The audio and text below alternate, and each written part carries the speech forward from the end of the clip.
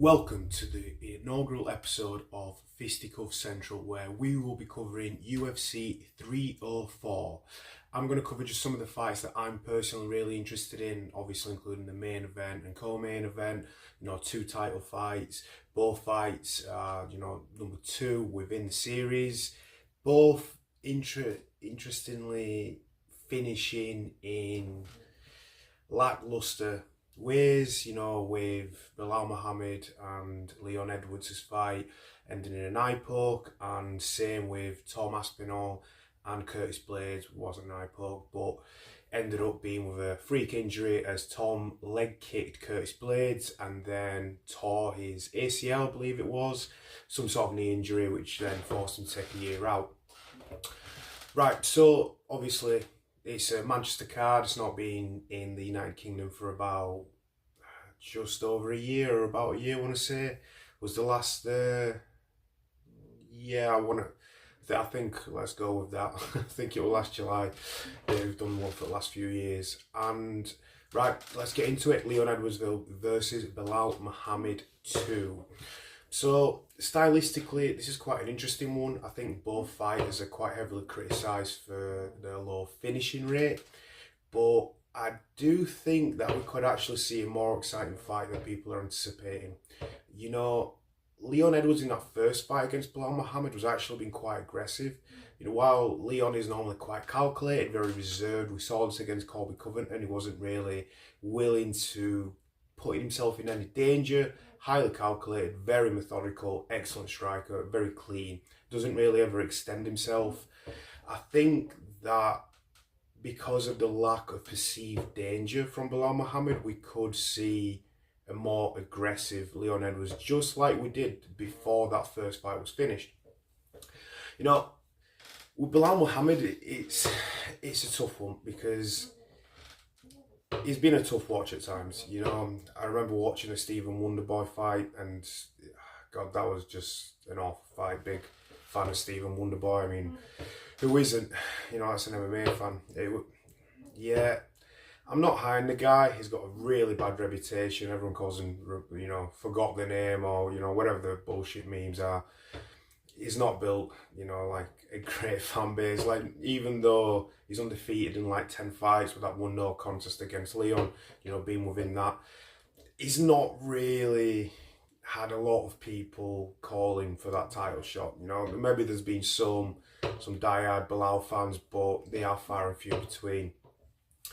I mean, the way that I see this fight playing out personally, it's most likely going to be on the feet. I do think Bilal's going to try to engage in the grappling. I think Leon will most likely be able to stuff the takedowns. The striking edge has to go to Leon Edwards. I mean, he's just cleaner, he's crisper. I've not really seen anything out of Bilal Muhammad in his previous fights. He had that knockout Sean Brady. Seems to be a bit of an anomaly. He was training in Dagestan at the time. Don't know if that had anything to do with it. Potentially, got fired up by Khabib and Co. and went out there and delivered in Abu Dhabi at the time. I'm not that sold on Bilal. Maybe I'm going to regret those words. I think Leon's just a more well-rounded fighter. I think Bilal's 36 years of age, around there. There's that whole curse of not winning a title fight past a certain age, and I believe it does fall within that bracket. Not that I think that that's necessarily going to be the factor that, is his downfall. I just think Leon Edwards is a much better fighter. We saw in that the second Usman fight at least, he was able to shut down Usman when he was trying to wrestle. I'd say Usman's a better fighter than Bilal Muhammad even now. I think Bilal's conditioning could maybe cause some issues. Potentially, if he was to, wear him out, catch him early, anything's possible. It's just mixed martial arts. But overall, I'm going to have to go Leon Edwards on this one. I think it's either going to be a knockout for Leon Edwards or a decision for Leon Edwards. I don't particularly see a great likelihood for Bilal Muhammad. Right, so that's the first title fight covered. Now let's go into the interim title fight, where it's defending an interim championship, which is a whole controversial thing in itself, really, with John Jones ducking Tom Aspinall. Some argue. I think the Stipe fight was on the cards previously, but having an interim champion without him fighting for the title in his next fight. It's kind of disrespectful, in my opinion. You know, it's not right. You might as well just made it a non-title bout. What's the point? Like, what is the actual point if you're not going to have him fight for the title afterwards? It's just made the heavyweight division more of a mess.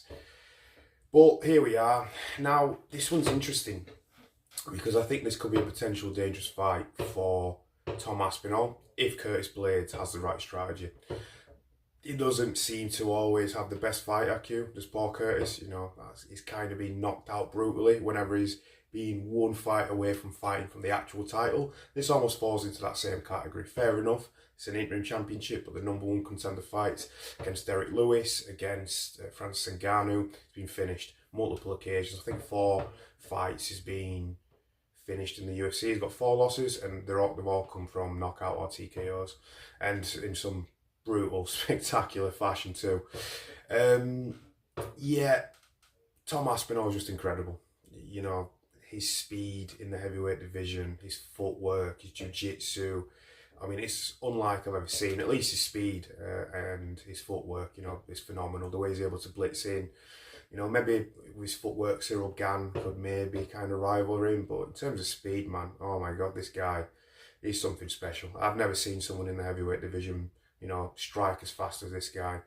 And, I mean, you know, I think it's like 5 or 6 fights that he's had wins, and they've all come within the first round. I think one against Andrei Arlovski, was it, where he got into the second round, and the guy didn't last, you know, it lasted like a minute within the second round. He's getting finishes at a really quick rate.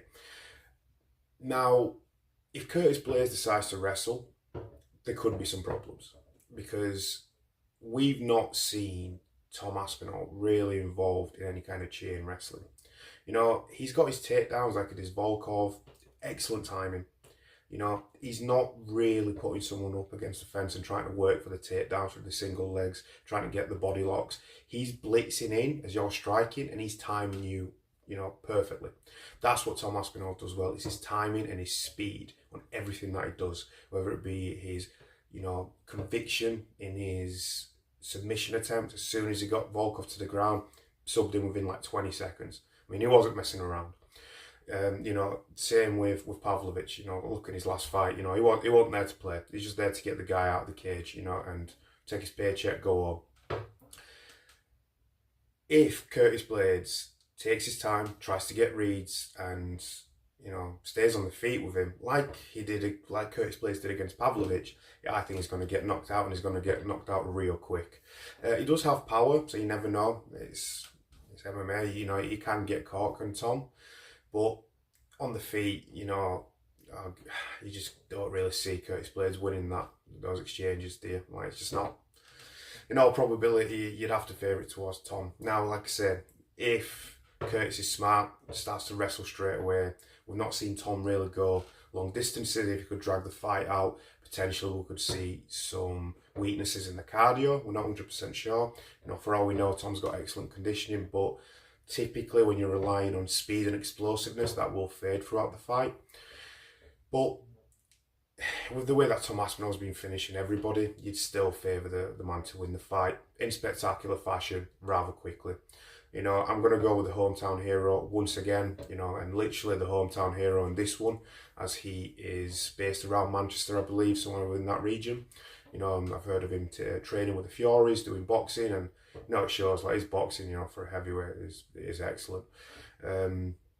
So, yeah, I'm going to go with Tom Aspinall. So that concludes both title fights. The next fight we're going to cover is Bobby Green and Paddy Pimblett. Now, yeah, I mean, Paddy's a bit of a funny one. There's a lot of hype around him. Said some things on a podcast with Dana White about Ariel Helwani, and then he probably lost that fight against Jared Gordon and was cocky in the process, kind of being himself as he was previously. But, you know, MMA fans in those circumstances prefer a little bit of humility, especially when you pretty much robbed your opponent of a win. Well, it wasn't yourself, it was the judges. So, you know, you can't hate Paddy for that. But, you know, the way that you handle it, you definitely can put some responsibility on him there. This is an interesting one because you've got two different fighters here. You've got Bobby Green, who's a good wrestler, and good boxer. Excellent head movement. Honestly, he's unorthodox kind of, Roy Jones style where he's got his hands down, by his waist, and good footwork, blitzing in and out. I remember watching that fight against Grant Dawson, which lasted like a minute or something, and he knocked him out with like a jab, which was, you don't see that too often, but it does show you that a good jab, you're walking into it, can do a lot of damage. And with this fight on the feet, I'm curious to see how that plays out, because Paddy does have a good chin. He's got the whole shtick of Scouser don't get knocked out. I don't know how I feel about that, because I've seen him literally rocked a few times within the UFC. So I'm not 100% sure, but I'd probably have to favour Bobby Green. The boxing is just much better. I think Paddy may have a better kicking game than him. He throws some wild kicks, throws a lot of power onto the kicks, and he's actually able to pull off some athletic movements, like flying kicks. Not sure, I can't remember if I've ever seen him pull a switch kick off, but may have done. Whereas Bobby's predominantly a boxer, that's his style. He's moving in and out, trying to get you with punches, trying to, slip and counter those shots. Don't really see him use his wrestling too much. Did sub Tony Ferguson, so I suppose if the shit hits the fan, then he may actually go for a takedown. I think that would be a mistake against Paddy Pimblett. Say what you want about the fella, but his jiu-jitsu is definitely at an elite level. We've seen him manhandle multiple people, like Jordan Leavitt, got a body triangle and literally just toyed with the man. So I think essentially on the feet, I'm favouring Bobby Green, and on the ground, I'm favouring Paddy Pimblett. Now, the only thing I will say on the feet, that Bobby Green has been knocked out a few times, quite brutal fashion. Against Drew Dober, I remember recently, and against Jalen Turner too. He was knocked out bad. So Paddy could catch him. I do think that Paddy's probably got more ways to win because of that, and I'm going to favour Paddy Pimblett, because I think on the feet he could catch him, and I'd say it's probably more like a 60-40 in favour of Bobby Green. Whereas on the ground, I think Paddy's got a significant advantage in terms of the jiu-jitsu. So I think Paddy's got more ways to win, and therefore I'm going to go with Paddy Pimblett. I'm kind of favouring the English fellas right now. So, moving on to the last fight I would like to cover today, which will be Arnold Allen versus Giga Chikadze. Now, Arnold Allen's just a nice guy. He's a top bloke. Don't really like Giga Chikadze. Don't know what it is about him. Just not a big fan of him. Got phenomenal kicks. Now, his switch kick is one of the best I've seen, like Edson Barbosa-esque, and his kicking game in general. But I don't think he's got great hands. I've not really seen a lot of power from his hands. I think he's relatively one-dimensional, that he relies on his kicks. It kind of reminds me of like a average version of Yair Rodriguez back in there. I feel like he's just a worse version of him. Really struggled against Calvin Kattar. He completely shut him down in quite an unorthodox way, in the sense he closed him down, like crowd the kicker, he got him within boxing range, which was fair enough. But within that fight, Kattar was using his elbows like his hands. I remember watching it, like, I've not seen something like this in a long time. And yeah, it still worked. He still did a lot of damage. Calvin Kattar's quite a big guy, and it was definitely an interesting fight, and another fight that I'm a big fan of. But so back to Arnold Allen and Giga Chikadze. I think Arnold Allen's just got more ways to win. I think he's a very well-rounded fighter. His fight against Movsar Evloev, my apologies, odd Russian name, was a controversial one. I remember the fight was stopped as Movsar was touching the ground, and Arnold Allen was throwing some nasty knees, and apparently he was classed as a ground opponent. Now, it was a bit dodgy. It was bobbing up and down, barely touching it. We just had the recent rule change where now touching the ground is not going to be classed as an opponent being down, which is going to be implemented from November. Same with the 12-6 elbow. Yeah, On the feet, I do think Giga's kicks could be quite dangerous, potentially. You know, if he was to land a switch kick, he could hurt the body, or, you know, head kick, obviously. I think the boxing has to go to Arnold Allen. You know, he fought a close fight with Max Holloway, and, you know, that guy's an absolute stud, an absolute killer, right? I know that was, you know, the fight after he lost to Volkanovski in that third one, but, you know, Holloway looked good in that fight. He's looked in every fight since that third Volkanovski fight. So I don't want to put too much emphasis on that loss. Same with the Movsar Evloev loss. You know, it was a very close fight. I don't think it should have been stopped when it did, and potentially, you know, he could have got the finish. The momentum was on his side. You know, we don't know what would have happened if some buts, right? So yeah, you got to go with Arnold Allen here. You know, I'm being a fan favourite again, favouring the English lads, but more ways to win. Got good wrestling, good striking. You know, I think he does lack a little bit of power.